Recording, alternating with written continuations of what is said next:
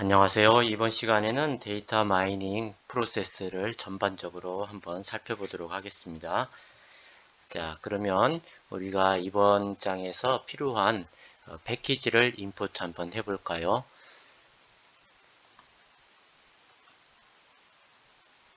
자, 여기 봤듯이 이제 패스 경로하는 것 있는데 이것은 이번 시간에는 사용하지 않겠습니다. 그 다음에 이제 numpy 불러왔고요. 여러분은 이번 시간에 판다스를 주로 사용해 보도록 합니다. 판다스를 통해서 데이터를 정제하는 것. 그래서 트레이닝, 테스트, 밸리데이션 이렇게 나눈 이후에 모델에 적용할 때 사용하는 scikit-learn 패키지도 한번 이용해 보도록 합니다. 자, 판다스에 대한 자세한 내용은 여기 URL을 통해서 여러분이 직접 들어가서 더 공부하면 좋겠습니다. 자, 이 부분은 이제 실행했으면 이렇게 표시가 되죠. 그 다음 현재 디렉토리를 한번 살펴보려고 그럽니다. 그러니까 이게 지금 구글 크롬에서 컨텐츠라는 디렉토리 안에서 지금 사용하고 있는 거죠. 그렇죠? 자, 이게 이제 실행이 됐다는 것이 이제 표시가 나죠. 249 이렇게죠. 그 다음에 이제 여러분이 앞으로 그 불러오는 라이브러리를 그대로 이름을 쓰면 너무 길기 때문에 별칭을 만들어서 쓰죠. 그래서 import 여기는 이제 불러올 라이브러리 패키지라고 얘기하고 그 패키지 이름을 여러분 여기다 s 다음에다가 쓰면 되겠습니다. 보통 이제 numpy는 np로 많이 사용하고 pandas,는 pd, 그 다음에 plt는 그림 그리는 거 이제 사용하죠. matplotlib 라이브러리. 자, 그러면 우리가 먼저 이번 장에서 예제로 사용할 데이터를 한번 불러볼까요? 그러면 이번엔 이제 주택 가격을 예측하는 데이터입니다. 그래서 일반적으로 이 판다스에서 CSV 파일을 불러올 때는 바로 pd.read csv 갈로하고 여기다가 바로 그 불러올 파일 이름을 쓰면 되는데 구글 콜앱에서 이렇게 사용하려고 그래요. 그러면 여기 import drive 이거 한번 하면 이미 저는 이렇게 되어 있죠. 그러니까 여러분이 컨텐츠 밑에 드라이브를 이제 앞으로 하나 만들어서 여기서 데이터를 여러분이 올려놓고 그 데이터를 불러와서 사용하겠다 하는 것이죠. 자, 그게 되면 그 다음에 이제 여러분이 이것을 사용하려면 구글 그 계정 가입해서 여러분이 그 인증 코드를 넣은 후에 사용할 수 있고 그 디렉토리 안에 이 웨스트 럭스베리 이 CSV 파일을 업로드를 시키면 되겠습니다. 네, 그런 내용이 다 되었다. 그러면 이 파일을 한번 불러볼까요? 저는 이미 이 파일을 업로드를 했습니다. 그래서 하면 이걸 불러볼까요? 그런 다음에 이거 잘 불러왔는지 이제 한번 확인을 한번 해볼까요? 그럼 이런 데이터가 이렇게 불러오는 모습을 불러와지죠. 그래서 현재 이 디렉토리를 보고 싶은 것은 pwd 현재 디렉토리 이하의 파일 같은 걸 보고 싶으면 ls라는 명령어를 사용하면 되겠어요. 그 다음에 이 데이터를 전반적으로 한번 살펴보겠다. 그 데이터의 구조가 어떤지, 행열의 구조가 어떻게 되는지 보고 싶으면 shape라는 함수를 쓰면 되죠. 그래서 580이 5800개 되는 데이터하고 열은 14개가 있는 거죠. 앞부분만 보고 싶을 때는 head를 사용하면 되겠습니다. 그래서 housing.df.head 쓰면 5개 데이터만 쭉 볼 수 있죠.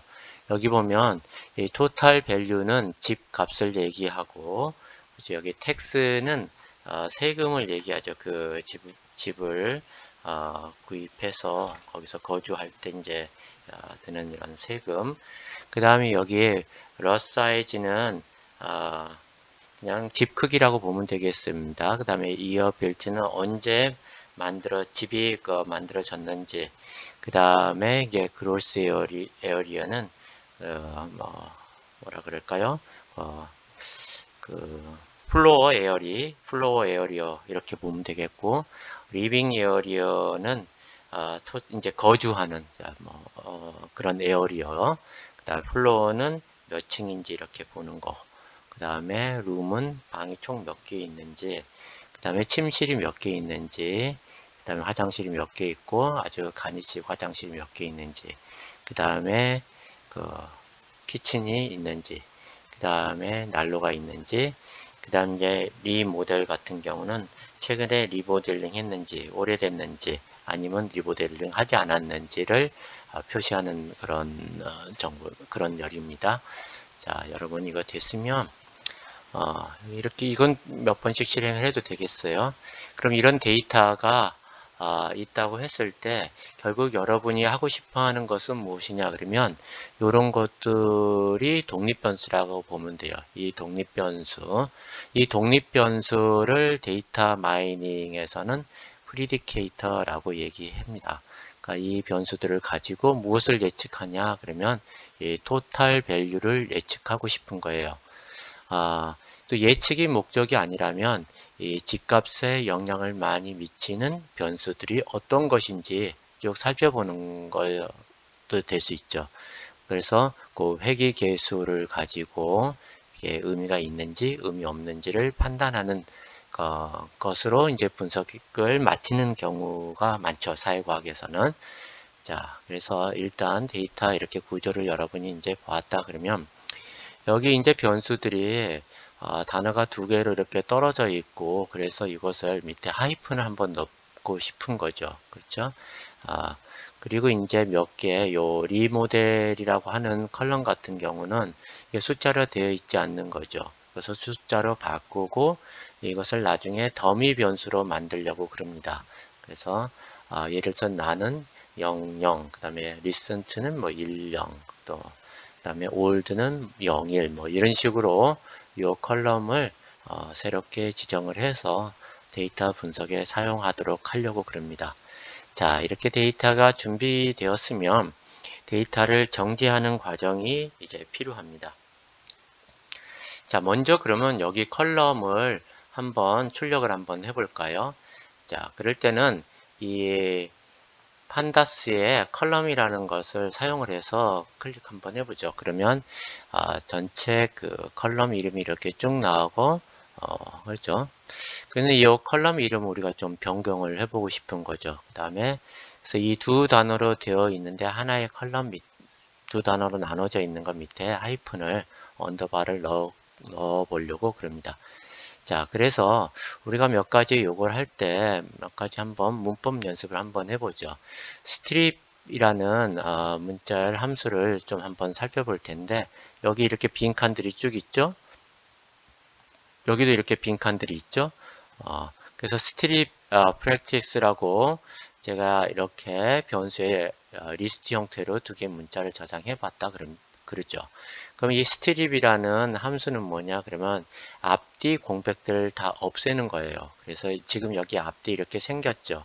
이것을 한번 없애 볼까요? 그러면 앞뒤 문자열이 공백들이 다 지워지고 깨끗하게 보여지는 걸 여러분이 확인할 수 있겠죠. 자, 그러면 여기에다가 이렇게 문자열이 이렇게 비어진 부분, 중간에 이렇게 비어진 부분들은 어떻게 하이픈으로 대체를 하라 하는 그 명령어가 replace입니다. 자, 그래서 이것은 뭐냐? 그러면 이것은 우리가 공부했듯이 리스트 네포라는 그런 리스트에서 배웠던 문법이죠. 그렇죠? 스트립 프랙티스에 있는 원소들을 S라고 할 때 S에 있는 것들을 어떻게 앞뒤 빈 공간을 다 떼어내라. 그렇죠? 자, 비슷한 겁니다. 다 떼어내서 그것을 어떻게 한번 하라? 자, 빈 가운데 비어 있는 것은 어떻게 언더바를 넣어라. 그렇죠? 한번 해볼까요? 됐죠? 자, 지금 이것은 요 빈칸 부분들은 아직 떼어내지 않았기 때문에 생겼죠. 그렇지만 밑에 요게 생겼죠. 요게 요 부분이 하이픈이. 자, 그래서 이것을 한꺼번에 한번 적용 한번 해볼까요? 먼저 빈칸은 다 앞뒤 공백들 다 없애고 가운데 있는 것은 하이픈으로 연결하라. 이렇게 그렇죠. 연결했죠. 그렇죠? 이런 식으로 이 컬럼에 있는 컬럼 이름을 좀 변경을 하려고 합니다. 변경을 한번 해볼까요? 예를 들어서 이 total name은 일단 컬럼 이름 하나를 뭔가 변경하고 싶을 때는 rename이라는 함수를 사용하면 되겠습니다. 그래서 rename하고 컬럼 이름에 total 그냥 밸류였죠. 여기 밑에다가 하이픈을 밑에다 이렇게 넣는다 하고 한번 컬럼을 다시 실행을 해보면 컬럼이 어떻게 되죠? 토탈 밸류 밑에 이렇게 언더바가 생기는 것을 여러분 확인할 수 있죠. 근데 일일이 이걸 하나씩 하나씩 하려니 좀 귀찮은 거죠. 그렇죠? 그래서 한꺼번에 이 컬럼에 이렇게 비어있는 그런 컬럼들은 밑에 하이픈을 넣어라. 한번 해볼까요? 그래서 앞서 배웠던 리스트 네포 문자일의 스트립 리플레이스라는 함수를 이용해서 이 컬럼에 있는 것을 모두 바꿔보죠. 그렇죠? 자, 이 제가 구글 드라이브에 웨스트 락스베리라는 그 CSV 파일을 불러와서 이걸 housing df라는 이름으로 저장을 했습니다. 자, 그런데 그 housing df 컬럼들을 모두 찾아서 어떻게 해요? 앞뒤 공백 다 지우고 가운데 있는 부분은 이걸로 대체해서 그렇죠? 그걸 앞으로 컬럼 이름으로 쓰겠다 하는 거죠. 봤더니 컬럼 이름들이 다 제대로 이렇게 하이픈이 되어 있는 걸 눈으로 확인할 수 있겠죠. 그렇죠? 자, 우리가 요 데이터 분석하기 전에 데이터셋을 좀 다루는 연습을 한번 해보려고 합니다. 그래서 가장 많이 사용하는 것이 LOC, ILOC 방법입니다. 여러분은 아마 ILOC 방법을 많이 쓸 겁니다. 그래서 ILOC, LOC는 뭐가 차이가 있냐 그러면 이것은 어떤 특정 부분의 레코드를 이렇게 가져올 때 인덱스 이름을 가지고 그걸 기준으로 했을 때는 LOC를 사용하면 되고 ILOC 같은 경우는 인덱스의 번호를 가지고 하는 겁니다. 그 인덱스 이름하고 상관없이 몇 번째인지 그걸 기준으로 해가지고 데이터셋의 일부를 추출하는 거죠. 이렇게 하는 이유는 앞으로 여러분이 전체 데이터셋이 있다 그러면 학습할 부분, 트레이닝 데이터, 그 다음에 밸리데이션 데이터, 그 다음에 테스트 데이터를 이렇게 나눌 때 이런 것을 사용하기 위해서 지금 연습을 한번 해보는 겁니다. 자, 그래서 하우싱 DF는 여러분이 한번 출력을 해봤죠. 그래서 LOC 0에서 3 이렇게 한번 해볼까요? 그랬더니 어떻게 돼요?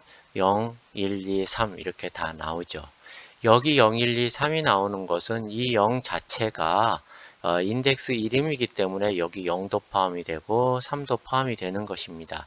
그런데 여기 LOC 앞에 I자를 한번 더 붙여볼까요? ILOC 여기 3을 한번 해볼까요? 그러면 어떻게 되겠어요?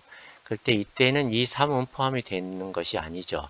즉 세 번째까지만 가지고 오라 하는 것입니다. 0이라는 것은 이번에는 첫 번째라는 의미고 1은 두 번째, 2는 세 번째. 여기 3은 포함이 되는 것이 아닙니다. 그래서 요것과 요것의 차이를 여러분이 확인할 수 있었겠고요. 그래서 몇 가지 여러분이 이것을 연습을 한번 해볼까요? 자, 여러분이 이런 것은 연습을 많이 해보셔야 돼요. 익숙하려면. 자, 그러면 하우싱 DF는 원래 데이터가 이렇게 생겼죠. 그렇죠? 그런데 이 중에서 요 토탈 밸류 값, 집값 요것만 확인 한번 하고 싶다. 그러면 어떻게 해요? 그 컬럼만 쭉 나오는 거죠. 근데 그 컬럼 중에서도 어떻게 해요? 0부터 9, 즉 앞에서부터 10번째까지만 한번 데이터를 보여달라 할 때는 여기 컬럼 다음에 .iloc를 쓰면 총 10개 데이터가 이렇게 출력되는 건 확인을 할 수 있겠죠. 그렇죠? 이것은 또 이 0에서 10 이것을 이 앞에다 써도 상관없습니다. 한번 해볼까요? 상관없죠. 그렇죠? 그 다음번에 꼭 여기 컬럼 이름을 이렇게 꺽쇠하고 컬럼 이름을 이렇게 쓰지 않고 여기 5번 줄 것처럼 이렇게 해도 상관없습니다. 그래서 여러분이 잘 사용할 수 있는 방법 선택해서 이용하면 되겠습니다. 자, 그런데 이제 우리는 특정 열만 가지고 오는 것이 아니라 몇 개의 복수열을 추가를 해서 레코드에 몇 번째부터 몇 번째 이렇게 가지고 오고 싶을 때가 있죠. 자, 그렇게 한번 해볼까요? 자, 그러면 하우싱 DF, 그죠? 요 전체 이제 5,800개 정도의 데이터가 있는데 여기 4라고 하는 것은 뭐죠? 어, 그 여기 여러분이 우리가 한번 여기 뒤에 이렇게 한번 해볼까요? 저기 우리가 여기 했던 것처럼 자 이렇게 하면 뭐죠? 이렇게 되면 즉 네 번째 그러니까 여기 4라고 하는 것은 5를 얘기하는 거예요. 다섯 번째의 그 레코드 정보를 쭉 가져오는 거예요. 이것을 한번 확인해 보고 싶으면 여러분이 앞에 331.5가 보이죠? 그게 몇 번째 있는지 한번 확인 한번 해봐요. 331.5가 여기 있죠. 그렇죠? 그러니까 여기 4라고 하는 것은 0, 1, 2, 3, 4, 5 다섯 번째 있는 것을 얘기하는구나 라고 여러분이 확인할 수 있죠. 근데 지금 현재 여긴 데이터를 5,802개를 다 가져왔어요. 근데 이 중에서 앞에서부터 0부터 어디까지요? 10. 그러니까 10은 포함이 될까요? 10은 포함이 안 되죠. 그렇죠? 그래서 여기 0부터 10 여기는 레코드 수가 아니라 이 두 번째 부분은 자 여기는 다섯 번째의 레코드에 어디 첫 번째부터 10번째까지 컬럼의 정보를 가져오겠다 하는 거예요. 자, 첫 번째 컬럼이 토탈 밸류죠. 텍스 둘, 러프 사이즈, 스퀘어, 스퀘어 핏 하나, 둘, 셋, 넷, 다섯, 여섯, 일곱, 여덟, 아홉, 열. 풀 베스 그렇죠. 여기까지 이렇게 정보를 이렇게 가져온다는 것입니다. 그래서 한번 실행을 해보면 자, 다섯 번째 행에 맨 첫 번째부터 열 번째까지의 열의 이 정보를 가져오는 것이죠. 그렇죠? 이렇게 어떤 특정 부분을 선택해서 가져올 수도 있고 꺽쇠를 하나 쓰고 여기다 콤마 이렇게 써도 똑같습니다. 자, 똑같은 걸 여러분이 확인할 수 있죠. 자, 그러면 레코드를 지금 하나만 가져왔는데 제가 얘기하는 레코드는 행을 얘기하는 거예요. 자, 4에서 5까지 행을 가져오겠다. 가져오고 그 중에 앞에서부터 3개까지의 열만 가져오겠다 하는 거죠. 그렇죠? 여기 4라고 하는 것은 뭐죠? 다섯 번째라는 것이죠. 근데 여기 5는 포함이 안 되는 거예요. 그러니까 여기는 레코드 숫자는 딱 하나가 되는 거죠. 자, 그 다음에 열은 모두 3개 가져왔죠. 0, 1, 2. 0은 첫 번째를 가리키는 거죠. 1은 두 번째를 가리키는 거고 3은 포함이 안 되는 것입니다. 자, 그러면 두 개, 4, 5, 다섯 번째, 여섯 번째 레코드, 그 다음에 열도 5개까지 가져오고 싶다 할 때는 이와 같이 여러분이 입력하고 출력을 해보면 되겠습니다. 자, 우리가 한번 두 개의 이 데이터를 어느 부분 이렇게 가져왔다고 생각을 하고 그 어떤 가져온 데이터를 뭐 합치는 그런 경우들이 있겠죠. 그럴 때 아주 많이 사용되는 그 명령어죠. concate이라는 메소드 여러분이 잘 익혀두길 바랍니다. 근데 이것은 열을 기준으로 행을 기준으로 어떻게 가져오는지 이런 걸 여러분이 연습 한번 해보면 되겠어요. 영을로 이런 컬럼을 기준으로 해서 가져오는 것이죠. 한번 우리가 몇 개 연습 삼아서 한번 해봅시다. 자, 행의 개수는 똑같이 해볼 겁니다. 0, 4에서 5. 그러니까 4에서 6 그러면 4, 5 가져오는 거죠. 그 다음에 0, 1. 두 개의 컬럼을 가져오겠다. 두 개의 레코드, 두 개의 컬럼 가져왔죠. 그렇죠? 그 다음에 이제 또 레코드는 그대로 좀 둘게요. 그 다음에 컬럼은 이번에 4, 6. 이 말은 다섯 번째, 여섯 번째 가져오겠다는 거죠. 그래서 이 데이터를 두 개를 하나로 한번 합쳐보겠다. 그러면 어떻게 하겠어요?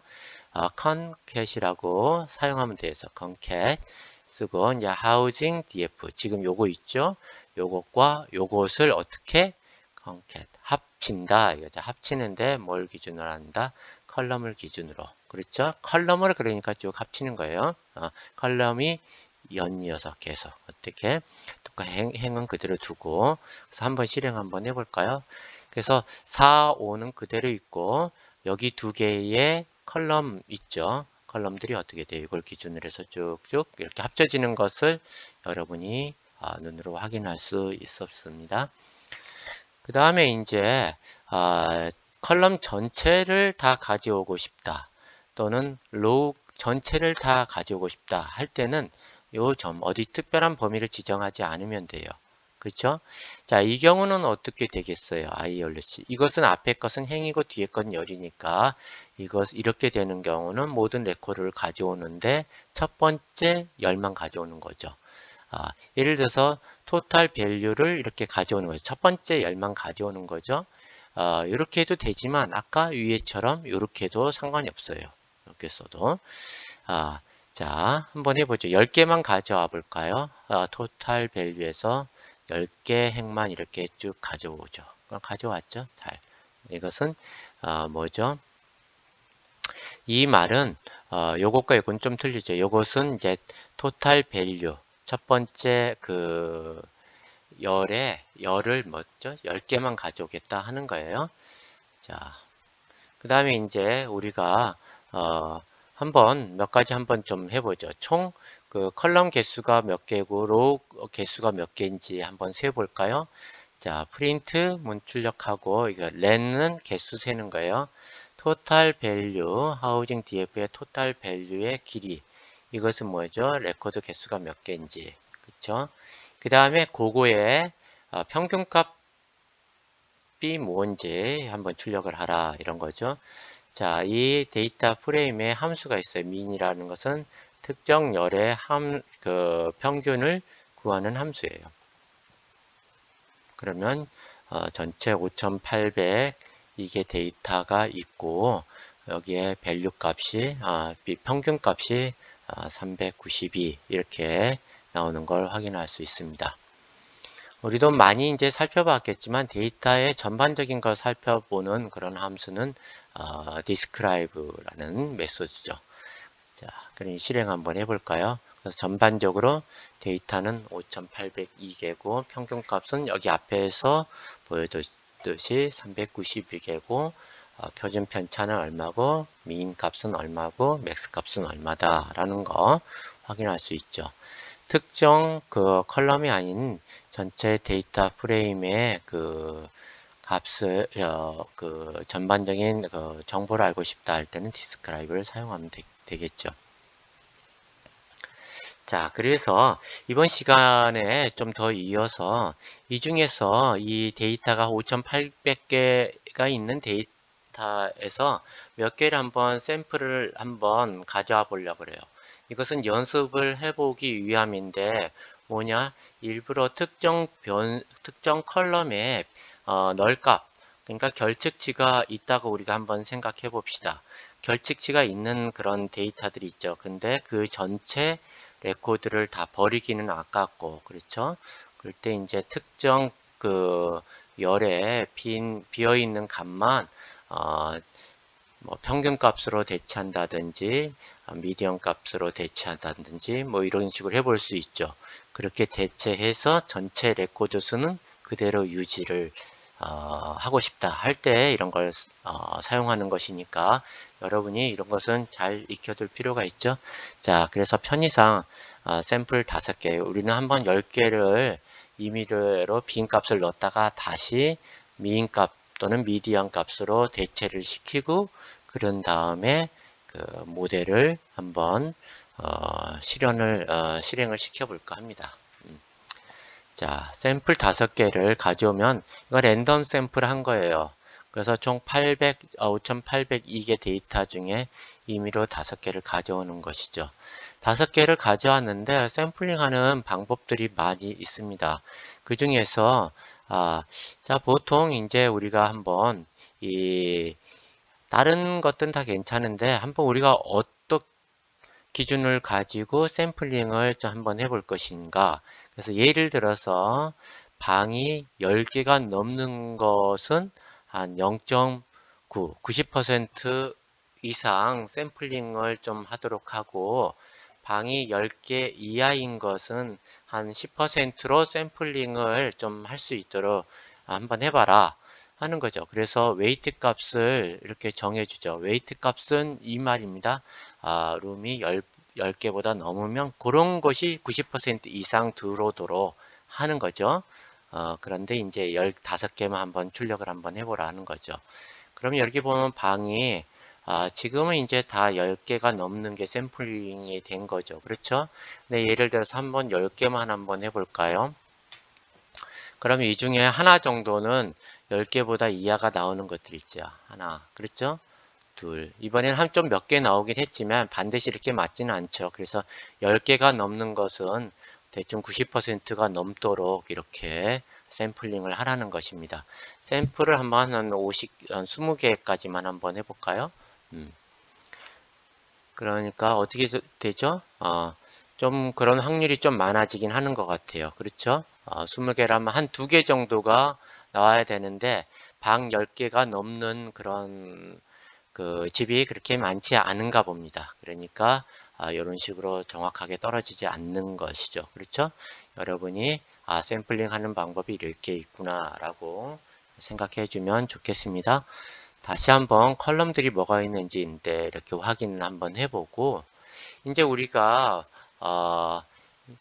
뭘 할 거냐 그러면 이제 결측치 하는 것도 한번 해보겠지만 그 전에 요 리모델링 이 집이 리모델링 했는지 최근에 리모델링 했는지 아니면 오래전에 했는지 한 번도 리모델링을 하지 않았는지 그것을 한번 구분 한번 해보려고 그래요. 그래서 뭐 0, 1, 2 이렇게 할 수도 있지만 요 리모델을 변수를 하나 더 추가하는 거죠. 그래서 더미 변수를 만들어서 예를 들어서 0, 1은 넌 값, 1, 0은 리센트, 뭐 0, 1, 0은 뭐 올드, 뭐 이런 식으로 구분할 수가 있겠죠. 그래서 그걸 한번 해보는 겁니다. 그래서 우리가 나중에 앞으로도 또 제가 얘기를 하겠지만 변수들의 종류 여러분은 대충 누메리칼, 텍스트 데이터 이렇게 보면 되겠고 누메리칼 변수는 연속형 데이터, 인테저 형태들 이렇게 두 가지가 있다 이렇게 보면 되겠어요. 물론 그 여러 가지 뭐 변수들을 구분하는 방법들이 있는데 지금은 일단 이렇게만 기억해 주세요. 자, 순서가 없는 명목 변수들 이것은 뭘까요? 남자, 여자 이런 거죠. 근데 이제 오더드 순서가 있는 거죠. 1, 2 이런 순서 자체가 의미가 있는 거죠.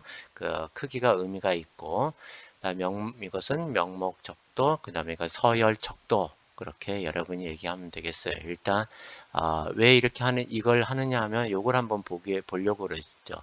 non recent old 그래서 예, 이 변수를 더미 변수로 우리가 만들어 보려고 그럽니다. 자, 다시 우리 데이터를 한번 처음부터 불러와 가지고 다시 한번 실행을 한번 해볼게요.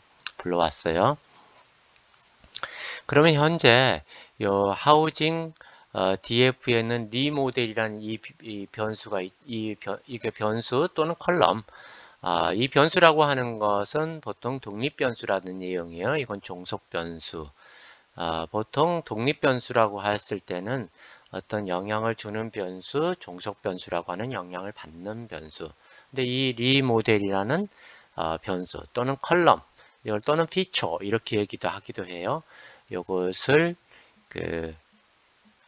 요것을 우리가 타입이 뭔지 우리가 좀 보고 싶은 거예요. 한번 해볼까요? 그럼 오브젝트 형태가 나오죠. 이것은 숫자 형태가 일단 아니다라는 것입니다. 그죠?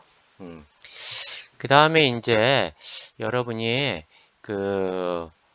요것을 우리가 카테고리 변수로 우리가 바꾸려고 그래요. 카테고리 변수로. 그럴 때는 S 타입을 카테고리로 바꿔라. 이렇게 명령을 주면 되겠어요. 그렇죠? 그래서 요것을 한번 실행을 시켜 보면 어떻게 될까요? 프린트 housing df remodel dtype 하면 카테고리 변수로 이렇게 변환된 걸 여러분이 확인할 수 있어요. 그렇죠? 그 다음에 이제 요걸 한번 우리가 실행을 한번 시켜볼까요? 그러면 여기 값을 이렇게 쭉 어떻게 돼요? 이렇게 볼 수가 있죠. 그렇죠? non old recent 값으로 카테고리 변수로 이렇게 변환되었구나 라는 거죠. 자, 그래서 이것을 cat 카테고리라고 쓰면 우리가 어떤 변화가 있는지 한번 봐봅시다. 잘 기억해 주길 바래요. 그러면 인덱스는 이 여기 그 리모델과 관련된 그 변수는 원래 구분을 한 게 non, old, recent 이렇게 되어 있죠. 그리고 나서 이것을 한번 실행을 한번 시켜봐요. 그러면 여기 우측에 이렇게 쭉 보면 그쵸? 리모델 이렇게 되어 있죠. 그쵸? 리모델. 자, 되어 있는데 우리가 한번 요것을 그래서 한번 실행 한번 해보죠. 자, 모델 점 계속 한번 넘어가 볼게요. 그래서 한번 그 다음에 우리가 다시 또 보겠는데, 자, 하우싱 이것은 이제 요 변수를 나중에 더미 변수로 바꿀 거예요. 리모델을 변수 하나 더 추가해서 하기 전에 일단 다른 변수 좀 체크 한번 해보죠. 베드룸 같은 경우는 어떤 타입이고 토탈 밸류는 어떤 타입인지 한번 봐볼까요? 자, 이것은 어떻게 연속 변수죠. 연속형 데이터. 그래서 이것은 인티지형이고 토탈 밸류는 플롯 실수형이다 라는 거 이렇게 우리가 확인할 수 있어요. 데이터 타입을 표시하는 그런 메소드라고 보면 되겠어요. 그래서 이 데이터 하우징 DF가 가지고 있는 모든 그 자료형 데이터 타입을 쭉 살펴보면 다 플롯 형태, 인티지 형태, 그렇지만 리모델은 카테고리 형태다. 그래서 이 카테고리 형태의 리모델은 더미 변수로 좀 바꿔봐야겠다. 그렇게 하는 거죠. 그래서 이제 더미 변수를 한번 더미 변수화 시키는 거죠. 그럴 때 어떻게 하느냐? get dummy라는 메소드를 사용하면 돼요. get 메소드를 사용하고 뭘 하느냐? 하우징 DF에 있어서 여기 그 카테고리 변수 있죠. 그렇죠? 얘를 어떻게 하는 거예요? 더미 변수화 시키겠다. 근데 drop first는 이것을 세 개로 하지 이거는 변수 하나만 더 추가돼도 세 가지 정보를 우리가 만들 수가 있죠. 리모델 1 이런 식으로만 해도 조합이 2 곱하기 2니까 리모델에 가지고 있는 값 3개를 구분할 수가 있는 거죠. 그래서 굳이 앞에 것은 리모델이라는 이런 변수는 필요가 없다. 이건 빼버리고 리모델 올드, 리모델 리슨 투로 이렇게 새로운 이름으로 바꾸고 이 두 개의 변수를 가지고 원래 리모델이 가지고 있던 세 가지 정보를 우리가 표현해 보겠다 하는 거예요. 하면은 여러분이 어떻게 돼요? 여기 두 개의 변수가 생기고 리모델이라는 원래 애초에 있던 컬럼은 어떻게 드롭하겠다 하는 거예요. 그리고 나서 이것을 housing df1이라는 이름으로 저장을 하고 그것을 출력 한번 해보겠습니다. 출력해 봤더니 어떻게 돼요? 이렇게 되는 거죠. old, recent. 그래서 00은 뭘까요? 또 01은 뭐고 10은 뭘까요? 그렇죠? 그러니까 총 3개의 정보를 갖고 있는 거죠. 그래서 제가 그것을 출력을 한번 해봅니다. 하우징 DF에 처음 10개를 한번 쭉 가지고 와봐라. 리모델 올드하고 리모델 리센트 그랬더니 00, 01, 10. 요 세 가지 형태로 이렇게 나타나죠. 그럼 이게 원래 값이 어떻게 됐는지를 제가 보기 위해서 이거 원래 저장하지 않았던 하우징 df1 이전에 df 값을 출력을 했더니 none, recent 뭐 이런 식으로 되죠. 너는 00을 의미하는 거고 recent는 02를 얘기하는 거고 5에 표시된 거 10은 뭐냐? old를 표시하는 그런 정보였구나 라는 것을 여러분이 확인할 수 있었어요. 됐죠? 그래서 이 더미 변수를 어떻게 만드는지 우리가 살펴보았습니다. 그 다음에 아까 얘기했었죠. 결집값을 우리가 한번 처리 한번 해보자. 그래서 베드룸 컬럼에 10개를 임의로 추출을 해서 일부러 그냥 NA 값, 널 값을 한번 넣어본 다음에 그 널 값 대신에 미디언 값으로 한번, 그러니까 베드룸의 미디언 값으로 대체를 한번 해보겠다. 그런 연습을 한번 우리가 해보려고 합니다. 자, 그러면 우리가 그 하우징 DF1의 베드룸이 이렇게 쭉 있어요. 값이 이렇게. 방이 몇 개 있는지. 그렇죠? 근데 이 베드룸의 컬럼의 개수가 그러니까 행의 개수. 5802개죠. 그렇죠? 그래서 제가 이게 결제값이 10개 있고 그 10개를 추후에 추가했는지를 우리가 한번 보여주려고 하는 거예요. 그걸 한번 확인하기 위해서 제가 프린트문 이렇게 표시하고 우리가 결측제 처리하기 전에는 어떻게 돼요? 데이터가 5802개가 되었죠. 그렇죠? 그래서 10개만 샘플하고 얘를 좀 빼고 결측치를 빼고 그 결측치를 미디언 값으로 대체 한번 해보려고 그래요. 자, 그러면 하우징 DF의 샘플 10개를 뽑아내는 거예요. 뽑아낸 다음에 그거의 인덱스 값을 내가 저장하겠다. 인덱스 값을 missing row, 이 결측치가 있는 행의 그 인덱스 값으로 저장하겠다 하는 거예요. 그렇게 해서 실행을 한번 해봤더니, 자, 4939번째 편의상, 5281번째 이런 것들이, 이런 인덱스 값이 어떻게 추출이 된 거예요. 여기에다가 널 값을 일부러 넣어보려고 하는 것입니다. 널 값을. 그래서 한번 널 값을 한번 여기 missing row 있죠. 여기 4939, 5281 그거에 해당되는 에로스라는 건 그 인덱스죠.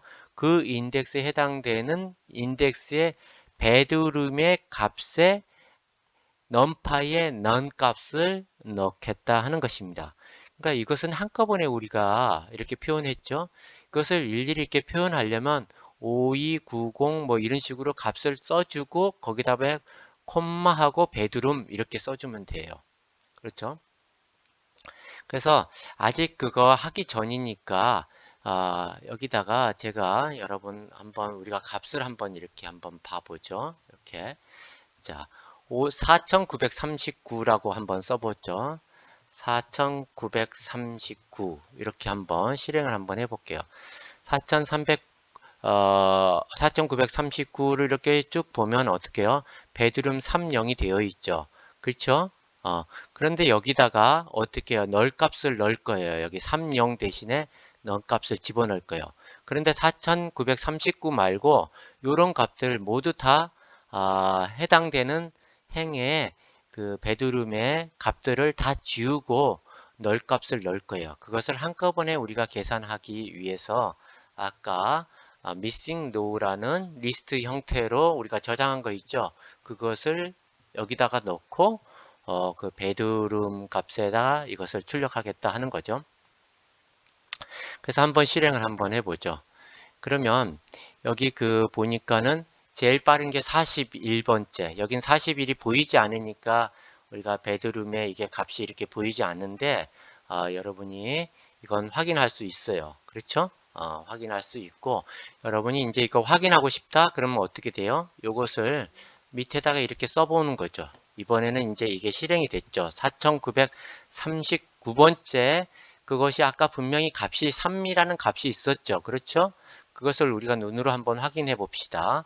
그럼 어떻게 되었는지 이렇게 보면 쭉 보면 여기에 베드룸에 널 값이 이렇게 들어가 있는 거 확인할 수 있겠죠. 그렇죠? 이런 식으로 아까 10개의 행에 널 값들을 넣은 거예요. 그렇죠? 그래서 그 이후에 우리가 그걸 뺀 거니까 그 결직지 처리 이후에 카운트를 한번 해볼게요. 그랬더니 5700 5,792개. 그렇죠? 그래서 5,792개를 뺐더니 아까 10개가 이렇게 샘플링이 된 것을 우리가 확인할 수가 있겠죠. 그렇죠? 그러니까 베드룸에 이 카운트라는 것은 값이 들어있는 게 모두 몇 개냐? 그러니까 5,792개인 거죠. 그러니까 결칙지가 들어가 있는 것은 빼니까 5,792개가 됐죠. 원래는 제대로 된 값이었죠. 5,802개였는데 거기서 이걸 빼니까 10개. 10개를 샘플링 해가지고 결칙치를 넣었잖아요. 그러니까 10개 이렇게 우리가 확인 한번 해 보았습니다. 그래서 그러면 방금 그 결칙치 10개 있는 거 있죠. 그것을 drop NA 다 빼버리겠다. 빼버리고 결칙지가 들어있는 것은 사용하지 않겠다 하는 거예요. 앞으로. 사용할 수도 있지만 사용하지 않겠다. 이 결칙지를 또 미디엄 값으로 넣을 때는 사용하겠다 이런 뜻이에요. 일단은 그것을 사용하지 않겠다 하고 reduced df1이라는 이름으로 저장을 하고 그거의 개수를 세어보자 하는 거예요. 그때 5,792개가 되고 결칙지가 들어가 있는 행은 삭제한 것입니다. 알겠죠? 삭제를 했어요. 그래서 그 다음에 그 삭제를 하지 않고 그 NA 결칙지에 미디엄 값을 넣고도 싶은 거죠. 그렇죠? 그래서 원래 있는 데이터를 다 사용해 볼 때는 어떻게 하느냐? 자, 일단 기본적으로 이 하우징 df1의 베드룸의 미디엄 값을 계산하자. 미디엄 값이라는 것은 중앙 값을 얘기합니다. 중앙 값을 구해서 그것을 미디언 베드룸 1이라고 쓰고 그것을 출력 한번 해보면 어떻게 되죠? 30 이렇게 되죠. 그렇죠? 30 3.0 3이 미디엄 값입니다. 그러니까 집 방의 개수의 그러니까 중앙값이 방이 3개다라는 그런 뜻이죠. 그렇죠? 자, 그래서 이 원래 하우징 DF 요거의 베드룸에 그렇죠? 비어 있는 거. 우리 DF1이라는 것은 다 원래 NA까지 들어가 있는 결책지까지 들어가 있는 데이터잖아요. 그거의 데이터에 들어가 있는 그 베드룸 있죠? 그거에 이제 NA가 되고 있는 거 있죠? 그거에는 어떻게 한다? 무슨 값을 넣어야 되겠다? value 요 3을 넣겠다 이거요.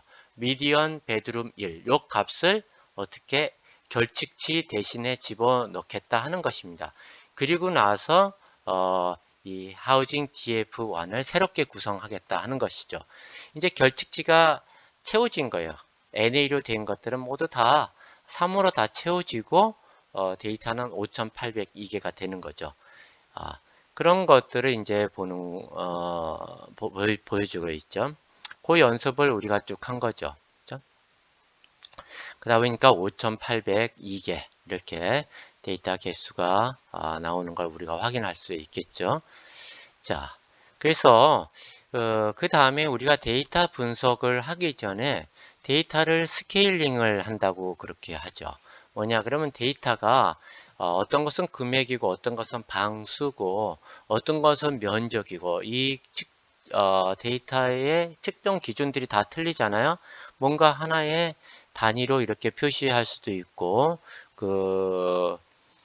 어떤 것은 또 데이터가 뭐 10만에서 50만 사이고 어떤 건 1에서 2, 뭐 1에서 5 사이. 그러면 그 1에서 5 사이는 그런 데이터 숫자가 너무 작아버리면 상대적으로 작으면 그 데이터가 별로 영향력이 없는 그런 데이터가 되어버리겠죠. 그러다 보니까 이 스케일링 하는 것은 상당히 중요한 개념입니다. 그래서 스케일링 하는 것을 여러분이 꼭 익혀두길 바랍니다. 자, 그래서 가장 많이 쓰이는 이 방법이 표준화, 정규화 하는 방법입니다. 그죠? 표준화나 또는 정규화 하는 방법인데, 자, 이것을 하우징 DF1은 그냥 가만히 놔두고, 그렇죠? 카피해서 DF1이라는 이름으로 저장을 하고, 요걸 이제 앞으로 사용해 보려고 합니다. 자, 카피라는 거에서는 나중에 다시 설명하도록 할게요. 자, 그러면 이 기본적으로 하우징 DF의 표준 그 값이 있죠. 이거 DF1이라고 써도 되죠. 이게 원래 전체 이제 이것은 스탠다드 디비에이션이 있죠. 그 다음에 이제 개별 값에서 평균 값을 빼면 이게 보통 이제 G 값이라고 얘기하는 거죠. 우리 표준 정규 분포로 바꾸는 거죠. 그래서 사실 놈 DF인데 std 뭐 standardized df1 이렇게 썼으면 좋을 것 같긴 하네요. 써볼까요? 그러니까 바꿔보죠. 이렇게 std standardization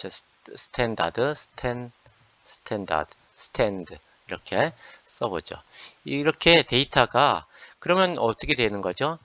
평균이 0이고 뭐 95%일 때는 뭐 1.96 얼마 사이에 있는 그런 분포가 있는 데이터로 다 바꿔지는 겁니다. 그래서 여러분이 눈으로 보게 되는 것은 대충 마이너스 2에서 플러스 2 사이에 평균이 0이고 뭐 분산이 1인 그런 데이터 사이즈로 이 모든 데이터들이 다 표준화되는 거죠. 그렇죠? 이렇게 여러분 눈으로 확인할 수가 있겠어요. 그렇죠? 그래서 요것을 우리가 한번 확인 한번 해볼까요? df 이렇게. 타입이 어떻게 돼요? 요거 타입도 여전히 판다스 데이터 프레임 형태라는 거 우리가 알 수 있겠죠. 그렇죠? 또는 정규화하는 거. 보통 이제 노멀라이제이션이라고 보통 얘기하죠. 민, 맥스, 맥스에서 민. 그러니까 분모 값은 가장 최대로 하고 개별 값에서 어떻게 되죠? 가장 현재 값을 빼면은 어떻게 되지? 0과 1 사이에 있는 값으로 모든 데이터 값이 이렇게 바뀌어지는 거죠. 그러니까 여러분 이렇게 보면 전부 0에서 1 사이 값으로 다 바뀌어지는 것을 확인할 수가 있겠죠. 그래서 실제 데이터 분석에서는 이런 데이터를 가지고 사용하게 되는 것입니다. 이게 데이터의 성격이 다 다르고 스케일이 다 다를 때는 반드시 이 절차를 거쳐야 하는 것이죠. 마찬가지로 데이터 타입은 데이터 프레임이라는 것을 우리가 확인할 수 있었고요. 그렇죠? 그래서 하우징 DF1을 우리가 한번 이렇게 원래 데이터를 봅니다. 이런 식으로 우리가 스케일링을 여기 데이터 프레임의 함수들 민맥스 또 표준 편차, 민값, 평균값을 이용해서 할 수도 있지만 패키지 이용해 가지고도 우리가 할 수 있어요. 그래서 scikit-learn의 프리프로세싱 라이브러리에 어떻게 했죠? 모듈에 민맥스 스케일러하고 스탠다드 스케일러. 아까 이 스탠다드 스케일러가 표준화하는 거고 민맥스가 아까 정규한다는 그런 것입니다. 자, 그래서 똑같이 하우징 DF1을 DF1이라는 이름으로 바꾸고 복사를 해서 이 DF1이라는 것을 어떻게 하죠? 스탠다드 스케일러, 표준 정규 분포화로 변환시켜주는 거죠. 이 함수를 이용해서. 그래서 자, 스케일러 1이라는 것을 우리가 쓰겠다. 근데 이 스케일러 1에다가 어떻게 하느냐? 적용할 데이터는 하우징 DF1을 쓰겠다. 그래서 인덱스는 하우징 DF1의 인덱스 쓰고 컬럼도 그대로 쓰겠다. 그리고 이걸 실행을 하게 되면 어떻게 되죠? 이렇게 쭉 잘 되는 거 확인할 수가 있겠죠. 그렇죠? 이것도 타입 보면 여전히 데이터 프레임이라는 걸 알 수가 있겠고요. 그 다음에 또 아까 정규화라고 하는 거 있죠. 표준 정규 분포가 0과 1 사이로 노멀라이제이션 시키는 거. 근데 민, 맥스 스케일러를 사용해서 똑같이 적용하면 되겠어요. 그렇죠? 그래서 여러분이 편한 걸 사용하면 되겠어요. 여긴 0에서 1 사이로. 그렇죠? 타입을 확인해 보면 어떻게 될까요? 데이터 프레임 이렇게 되는 거 확인해 볼 수 있고 그런 내용들을 우리가 이렇게 다뤄본 것입니다. 그렇죠? 그래서 지금까지 이렇게 표준화 시키는 그런 연습을 우리가 한번 해본 거죠. 표준화 또는 정규화 시키는 거 여기까지 한번 우리가 해보았습니다. 그래서 다음 시간에는 이 데이터가 이제 분석에 이제 적용될 그런 준비가 된 거죠. 그 다음에 어떻게 해야 되겠어요? 데이터를 트레이닝, 테스트, 밸리데이션, 그 다음에 테스트 데이터로 나눠 가지고 모델에 적용시키면 되겠습니다. 그래서 다음 시간에는 그런 내용을 다뤄보고자 합니다. 수고했습니다. 감사합니다.